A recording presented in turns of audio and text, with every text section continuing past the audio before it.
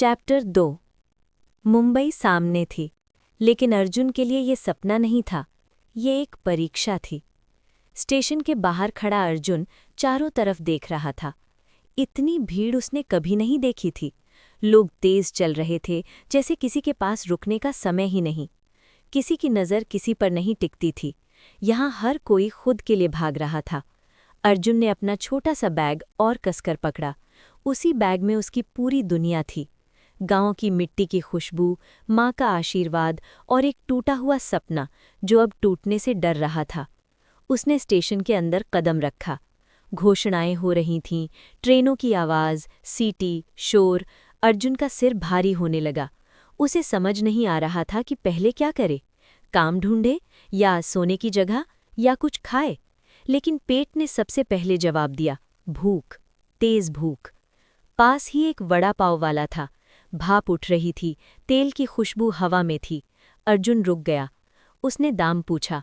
दुकानदार बोला, 15 रुपए। अर्जुन ने जेब देखी। अगर आज खा लेता तो कल भूखा रहता। वो चुपचाप आगे बढ़ गया। उसके कदम भारी थे। स्टेशन के एक कोने में कुछ लोग जमीन पर बैठे थे। कोई सो रहा था, कोई जाग रहा था। सबके चेहरे थके हुए थे। अर्जुन ने सोचा, शायद ये भी कभी सपने लेकर आए होंगे। वो भी उनके पास बैठ गया। बैग नीचे रखा, दीवार से टेक लगाई। जमीन ठंडी थी, दिल और भी ठंडा। समय धीरे चल रहा था। हर मिनट 1 घंटे जैसा लग रहा था। पास से लोग आते जाते रहे। कोई टकराया, कोई चिल्लाया, लेकिन किसी ने अर्जुन को नहीं देखा। वो अदृश्य था। पहली बार उसे महसूस हुआ कि गरीबी का मतलब सिर्फ पैसे की कमी नहीं होती। गरीबी का मतलब होता है नज़रअंदाज होना। रात गहरी होने लगी। स्टेशन की लाइटें और तेज लगने लगी। अर्जुन ने बैग को सिर के नीचे रखा, आंखें बंद की, लेकिन नींद नहीं आई। दिमाग में गांव घूम रहा था। माँ चूल्हे के पास बैठी है, पिता खाट पर खांस रहे हैं, और वो यहाँ अकेला। उसकी आंखों से आंसू बह निकले, लेकिन उसने आवाज़ नहीं निकाली, क्योंकि यहाँ कोई पहुँचने वाला नहीं था। अचानक किसी की आवाज़ आई, नया लगता है। अर्जुन ने आंख खोली। एक आदमी खड़ा था, उम्र ज्यादा, चेहरा थका हुआ। अर्जुन कुछ नहीं बोला। आदमी बैठ गया। बोला, पहली रात है ना?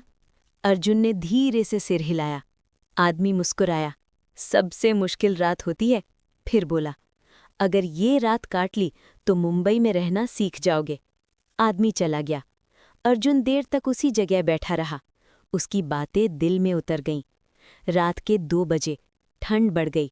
अर्जुन ने शर्ट के बटन बंद किए, लेकिन ठंड अंदर तक घुस चुकी थी। उसने आसमान की तरफ देखा। छत थी, तारे नहीं थे। फिर भी उसने मन ही मन कहा, भगवान, बस मुझे टूटने मत देना।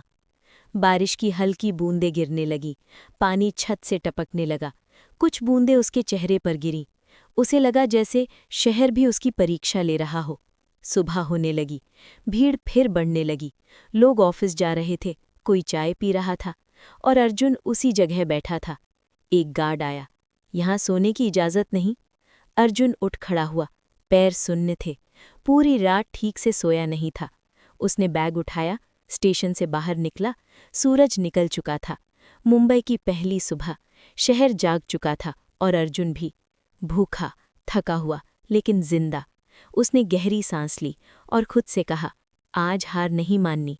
आज काम ढूंढना है, आज कुछ करना है, क्योंकि अगर आज टूट गया तो कल कुछ नहीं बचेगा। वो भीड़ में आगे बढ़ गया, एक अनजान रास्ते पर, जहां हर कदम उसकी किस्मत लिखने वाला था। भीड़ उसे धक्का दे रही थी, लेकिन वो रुका नहीं। हर चेहरा अनजान था, हर रास्ता नया था। किसी ने नहीं पूछा वो कौन है, किसी ने नहीं पूछा उसे क्या चाहिए। ये शहर सवाल नहीं करता, ये शहर परिणाम देखता है। अर्जुन चल रहा था, बिना मंजिल के, सिर्फ इस भरोसे के साथ कि कहीं ना कहीं कुछ ना कुछ मिलेगा। सूरज ऊपर चढ़ चुका था, पसीना बहने लगा था। भूख फिर से तेज हो गई थी। पेट में ऐंठन उठी, लेकिन उसने रफ्तार कम नहीं की। हर दुकान के बाहर नजर गई, हर बोर्ड बढ़ा, काम चाहिए।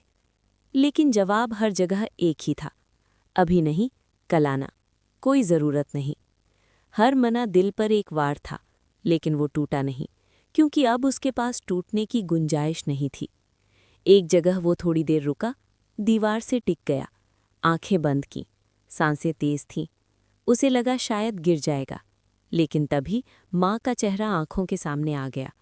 वो सीधे खड़ा हो गया, अपने कपड़े झाड़े और फिर से चल पड़ा। एक चाय की दुकान के पास लोग खड़े थे, हंस रहे थे। अर्जुन दूर से देख रहा था।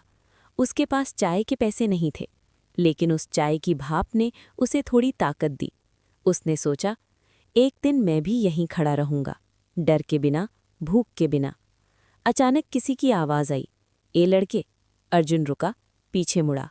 एक आदमी उसे देख रहा था, उम्र करीब 25, चेहरे पर थकान, लेकिन आंखों में अपनापन। काम ढूंढ रहा है? अर्जुन ने हाँ में सिर हिलाया। आदमी बोला, मैं भी ऐसे ही आया था, नाम राजू है।